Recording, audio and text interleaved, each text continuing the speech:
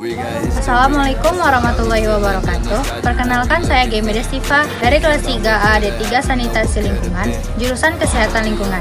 Baiklah, di sini saya akan menampilkan video tentang pelayanan kesehatan lingkungan untuk memenuhi tugas mata kuliah pelayanan kesehatan lingkungan. Pelayanan kesehatan lingkungan adalah serangkaian kegiatan yang ditujukan untuk mewujudkan kualitas lingkungan yang sehat, baik dari aspek kimia, fisik, biologi, maupun sosial, guna untuk mencegah penyakit atau gangguan kesehatan dari faktor risiko lingkungan. Konseling adalah hubungan komunikasi antara tenaga kesehatan lingkungan dengan pasien yang bertujuan untuk mengenali dan memecahkan masalah kesehatan lingkungan yang dihadapi. Untuk melakukan konseling, ada 6 langkah untuk melakukan konseling yang biasa disebut dengan 17. Sa, salam dan sambut. T, tanyakan. U, uraikan. Tu, bantu. J, jelaskan. U, ulangi.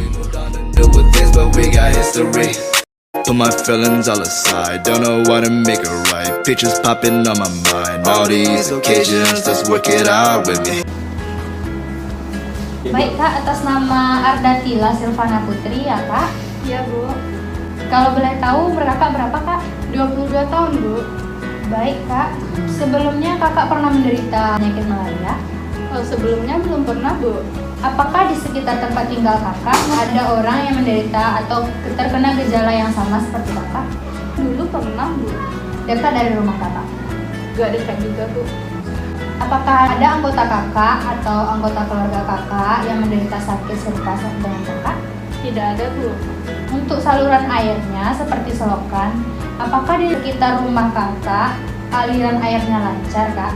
Lancar sih Bu, tapi kalau misalnya hari hujan itu kadang tersumbat gitu Bu. Oh, terjadi genangan di sana Iya, ya Kak? iya. Apakah di sekitar perumahan Kakak ada semak-semak Kak? Ada Bu, banyak. Untuk perumahan Kakak nih, untuk rumah Kakak, apakah ventilasi di rumah Kakak dipasangi kawat kasa? Tidak Bu. Berarti tidak memakai kawat kasa ya Kak? Tidak Bu. Apakah Kakak kalau tidur menggunakan kelambu? Kalau saya nggak suka pakai kelambu. Kalau untuk obat nyamuk bagaimana Kak?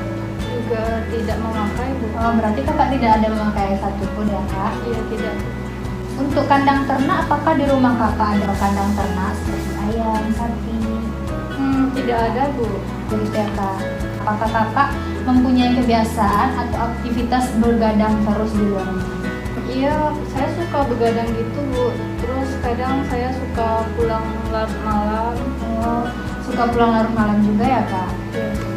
Nah, baik Kak, untuk perilaku Kakak nih, maaf sebelumnya, apakah Kakak kalau siang mandi handuknya digantung di dalam kamar, di dalam ruangan atau bagaimana? Biasanya saya gantung di kamar Bu. Pakaian yang kurang kering, Kakak gantung juga di dalam kamar? Iya Bu. Oh begitu ya Kak. Baiklah Kak, setelah mendengar keluh kesah dari Kakak, beberapa permasalahan yang membuat Kakak terjangkit penyakit malaria ini. Saran saya, seharusnya di rumah Kakak menggunakan kawat kasa untuk ventilasinya supaya tidak mudah masuknya nyamuk ke dalam, apalagi kalau malam-malam seperti nyamuk malaria, Anopheles kan beraktivitas di malam hari ya Kak.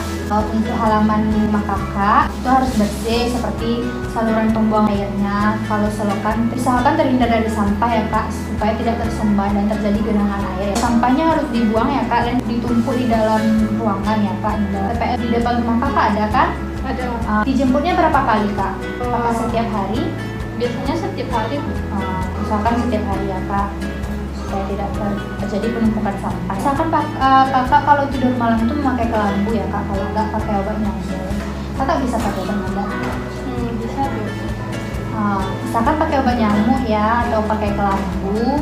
Maaf sebelumnya ya Kak, jangan suka menggantung pakaian di dalam kamar atau handuk yang masih basah, karena pakaian yang bergantungan bisa jadi tempat peristirahatan nyamuk. Terima kasih sebelumnya ya Kak telah menjelaskan dan memberi edukasi kepada Kakak. Semoga bermanfaat dan menjadi pembelajaran untuk kedepannya bagi Kakak dan keluarga Kakak ya. Kalau boleh tahu, bisakah saya ke rumah Kakak untuk melakukan inspeksi lingkungan untuk melihat keadaan lingkungan Kakak? Bisa Bu. Kira-kira jam berapa ya Bu? Jam 10 atau jam 11 pagi bisa Kak? Bisa Bu. Kalau setuju, tanda tangan di sini ya Kak. Terima kasih Kak. Untuk hari ini silakan ambil obat di Kak.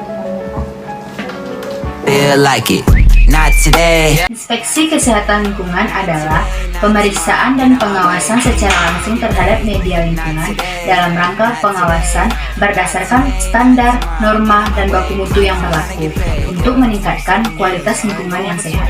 Inspeksi kesehatan lingkungan dilakukan sebagai tindak lanjut dari hasil konseling, di mana dilakukannya kesepakatan antara tenaga kesehatan dengan pasien. Dilakukannya inspeksi yang diupayakan paling lambat 1 kali 24 jam setelah dilakukannya konseling. Ada 4 metode dalam melakukan kegiatan inspeksi kesehatan lingkungan. Yang pertama, pengamatan fisik media lingkungan. Yang kedua, pengukuran media lingkungan di tempat. Yang ketiga, uji laboratorium. Yang keempat, analisis resiko lingkungan.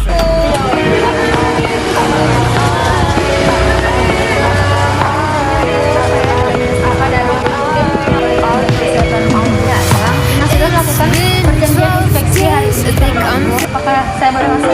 Ya, bisa masuk.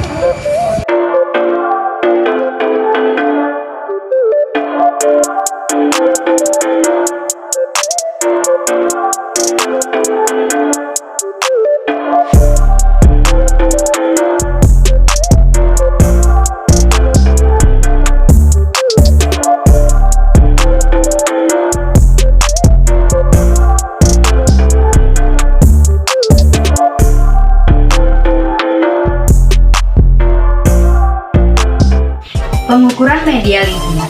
Dilakukannya pengukuran media lingkungan dengan alat in situ, di mana hasilnya langsung diketahui di lapangan. Uji laboratorium.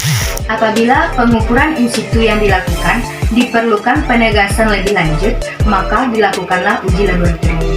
Analisis risiko lingkungan. Dilakukannya analisis risiko lingkungan melalui 4 cara. Yang pertama, identifikasi bahaya. Yang kedua, evaluasi dosis respon. Yang ketiga, pengukuran pemajanan. Yang keempat, penetapan risiko. Dari hasil inspeksi yang didapatkan bahwa observasi lapangan yang pertama yaitu ventilasi.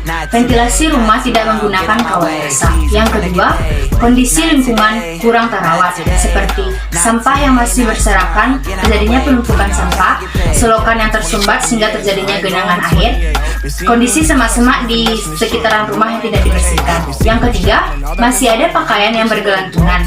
Yang keempat, pasien tidur tidak menggunakan kelambu. Intervensi adalah sebuah tindakan penyihatan, pengamanan, dan pengendalian untuk mewujudkan lingkungan yang sehat, baik dari aspek fisik, kimia, biologi, maupun sosial. Ada 4 kegiatan intervensi dalam kesehatan lingkungan. Yang pertama, komunikasi, informasi, edukasi, dan pergerakan, atau disebut juga dengan pemberdayaan masyarakat. Baiklah, di sini saya akan menjelaskan tentang penyakit malaria. Malaria adalah penyakit infeksi menular yang menyebar melalui gigitan nyamuk. Gejala malaria timbul setidaknya 10-15 hari setelah digigit nyamuk. Munculnya gejala melalui 3 tahap selama 6-12 jam, yaitu menggigil, demam, dan sakit kepala. Lalu mengeluarkan banyak keringat dan demam sebelum suhu tubuh kembali normal. Gigitan nyamuk tersebut menyebabkan parasit masuk ke dalam tubuh manusia, sehingga parasit ini akan menetap pada organ hati sebelum siap menyerang sel darah merah. Parasit malaria ini bernama Plasmodium. Jenis Plasmodium ini bermacam-macam dan akan berpengaruh terhadap gejala yang ditimbulkan serta pengobatannya. Dalam penyakit malaria pasti ada pengobatannya dan cara pencegahannya. Adapun cara pencegahan demam malaria yaitu yang pertama, memasang kelambu pada tempat tidur. Yang kedua, memakai krim anti nyamuk sebelum tidur. Yang ketiga, memasang kawat kasar pada ventilasi rumah. Yang keempat, tidak menggelantungkan pakaian di rumah. Dan yang kelima, menutup bak penampung. Yang kedua, perbaikan dan pembangunan sarana.